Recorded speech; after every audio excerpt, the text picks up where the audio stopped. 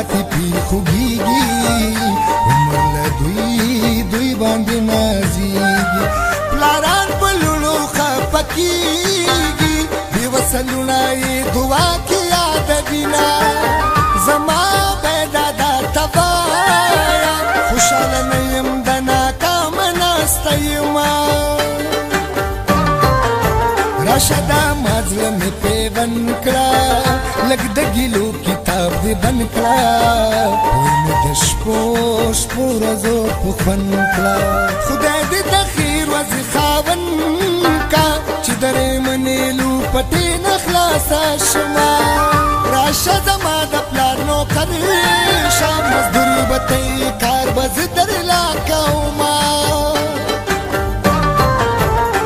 خو مې خپل که خپله بخته تا یادوم د ډېره وخته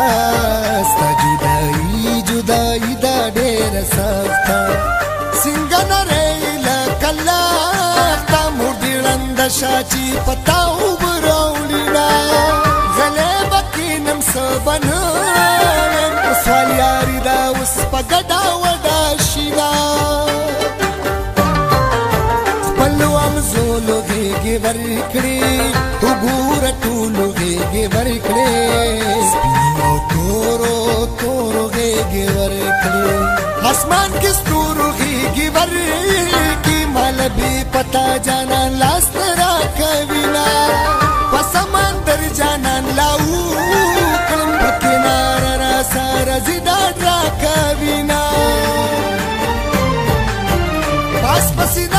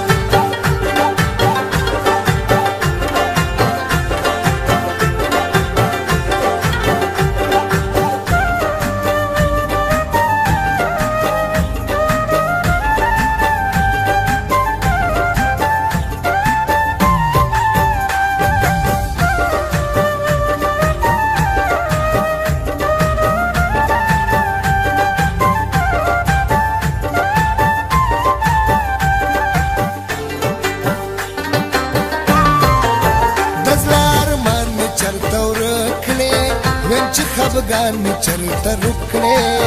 چې دا نادان مې چرته روکړې وایم چې ځان مې چرته روکړې چې ستا ډېرې رونا کردو ته وګورمه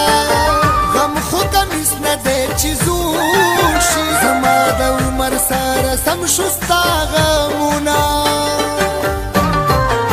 چې ګورم هر یو سړی خوار دی خدای چې دا د چا هزار دی یاره څه هسې غوندې کار دی چې زمرودې پیداوار دی زه په هغې وطن کې لوګي تېرومه ارمان دی لویه خدایه د خمارانو په وطن وزېږېدمه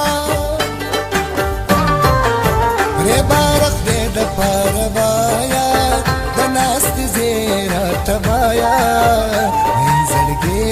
زړګې مې دی بې ځایه ښکلي مې ډېر لیدل خدایه جانان په ښکلو کې تر ډېره ښکلی ونه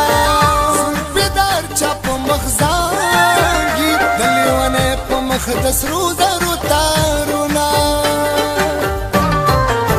یوازې جنبت ترسو کړې ستلی دی جل شو ګیرو کړې زری دې مزدورو کړې تکل به کله د راتلو کړي زما په تور اوربل کې سپینو لګېدنه کمې اشنا د سفر راغی زه به دا تور لونګ په پیغلو شیندمه خانم جانې جینۍ ماله ګل د مړو راوړه مور ته ګرانې جینۍ ماله ګل د مړو راوړه خانم جانې جینۍ ماله ګل ګل د